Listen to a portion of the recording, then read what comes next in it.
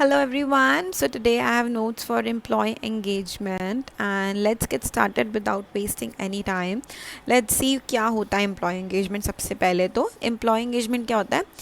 ऐसी जगह डिज़ाइन करना एम्प्लॉयज़ के लिए ऐसी चीज़ें करना ताकि जो एम्प्लॉय है वो अपनी वर्क प्लेस से एकदम इमोशनली अटैच हो जाए। ठीक है, अपने जो ऑर्गेनाइजेशन है उसके लिए उसके मन में फीलिंग्स हों और वो एंगेज हो के काम करे। That is called employee engagement.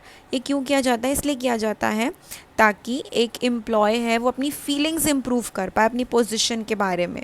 ठीक है, ensures that employees are fully committed towards goal. ये एम्प्लॉय एंगेजमेंट ऐसा इंश्योर करता है ताकि जो एम्प्लॉयज़ हैं वो अपने गोल्स की तरफ फुल्ली कमिटेड मतलब ये नहीं कि सिर्फ काम दिया गया इसलिए करना है, वो अपने मन से उस काम को करें और उससे अटैच्ड भी हैं, सिर्फ पैसों के लिए वो काम नहीं कर रहे।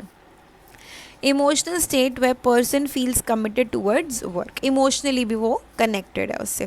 अब क्या होता है कि जो एम्प्लॉयज़ होते हैं उनके एक्सपेक्टेशंस जो होते हैं ना फर्म से, वो अपने अंदर छुपा के रखते हैं। उन्हें लगता है ये तो चलो काम की जगह है, बस काम करो निकलो। जो उनकी एक्सपेक्टेशंस होती हैं वो शो नहीं करते हैं ज़्यादा किसी को।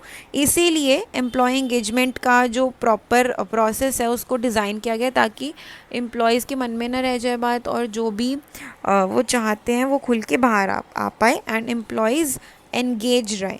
अब जो एंगेज एम्प्लॉय होते हैं ना वो अपने गोल्स को ऑर्गेनाइजेशनल गोल्स के साथ अलाइन करके चलते हैं और अपने फर्म को ज़्यादा से ज़्यादा प्रोवाइड कर पाते हैं, मेहनत सबसे ज़्यादा करते हैं। इम्पॉर्टेंस देखते हैं। Engaged employees are better. अब एम्प्लॉय एंगेजमेंट इसकी इम्पॉर्टेंस क्या है कि एंगेज एम्प्लॉयज़ बेटर हैं। ठीक है, बेटर कम्युनिकेटर्स हैं, अच्छे तरीके से वो कम्युनिकेट करते हैं क्योंकि उनके मन में कुछ छुपा नहीं है, कुछ चालाकियाँ नहीं हैं, वो एकदम प्योर मन से काम कर रहे हैं, इसीलिए वो कम्युनिकेट अपने दिल की बात अच्छे से बोल पाते हैं। Better engagement gives better productivity. जितना ज़्यादा एंगेज होगा एम्प्लॉय अपने ऑर्गेनाइजेशन के साथ उतनी ज़्यादा प्रोडक्टिविटी भी होगी, ऑर्गेनाइजेशन की भी और एम्प्लॉय की भी। Engaged employees are more creative भी ज़्यादा होते हैं। एंगेज एम्प्लॉयज़ जो होते हैं वो क्विट भी नहीं करते ज़्यादा क्योंकि वो इमोशनली अटैच हो गए ना अपनी कंपनी से, तो वो छोड़ के भी नहीं जाते हैं उनको।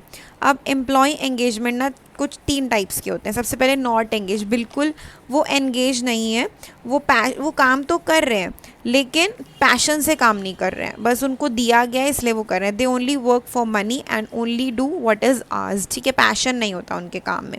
एक्टिवली इंगेज होते हैं, वो इमोशनली अटैच्ड होते हैं, पूरे एनर्जी के साथ काम करते हैं, इनोवेटिव भी होते हैं एंड एक्टिवली डिसएंगेज होते हैं। ये नॉट एंगेज से भी बदतर होते हैं, नेगेटिविटी स्प्रेड करते हैं ये, और एम्प्लॉयज़ जो होते हैं ना ये वाले अनहैप्पी रहते हैं हमेशा। Strategies of employee engagement. अब कंपनी के अंदर एम्प्लॉय एंगेजमेंट कैसे किया जाता है? सबसे इसके 10 C's बना दी गए हैं। सबसे पहले क्रेडिबिलिटी। ठीक है, वर्कर जो है उसको ट्रुथफुलनेस सिखाई जाती है, ट्रुथफुल जो भावना है उसके अंदर लेके आते हैं, उसको क्रेडिबिलिटी बोलते हैं। कोलैबोरेट, एम्प्लॉयज़ आपस में काम करते हैं ताकि वो एक दूसरे से अटैच हो जाएं। कंट्रोल, मैनेजमेंट को कंट्रोल में रखा जाता है कि ये नहीं कि कोई भी एम्प्लॉय कुछ भी करता जा रहा है, नहीं, उसको कंट्रोल में रखा जाता है। कॉन्फिडेंस, वर्कर्स के अंदर सेल्फ कॉन्फिडेंस बिल्ड करने के लिए कुछ चीज़ें की जाती हैं। ये सारे जितने भी स्ट्रैटेजी सारे सी से स्टार्ट होते हैं, इसलिए इनको 10 C's बोला जाता है। करियर, जो मैनेजर है ना उसकी एक ड्यूटी बनती है कि वो अपॉर्चुनिटीज़ देता है एम्प्लॉयज़ को। ठीक है, अब उनके एम्प्लॉयज़ को अगर अपॉर्चुनिटीज़ मिलती रहेंगी तो क्या होगा, वो अटैच हो जाएंगे ना। So this is a strategy.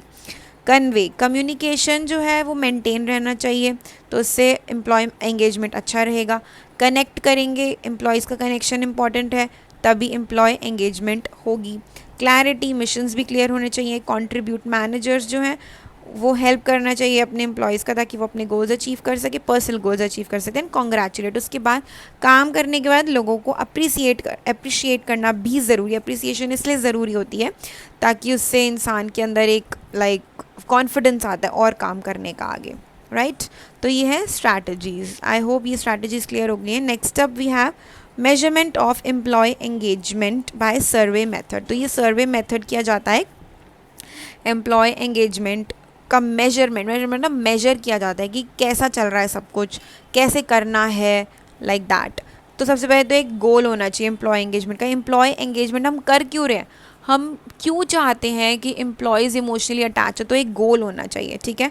उसके बाद मेजर्स होने चाहिए। मेजर्स कैसे कि आप बाद में चेक कर पाओ कि हमारा जो गोल था और जो हमने किया है क्या वो लाइक सही से काम किया या नहीं। तो मेजरमेंट के अंदर वो आता है communicating purpose and results of survey with firm. जो भी सर्वे निकलेगा, जब उन्होंने चेक किया कि कितने लोग अटैच्ड है कितने नहीं है, ठीक है, इन सब के बाद आपको उसका रिजल्ट भी सबको बताना है।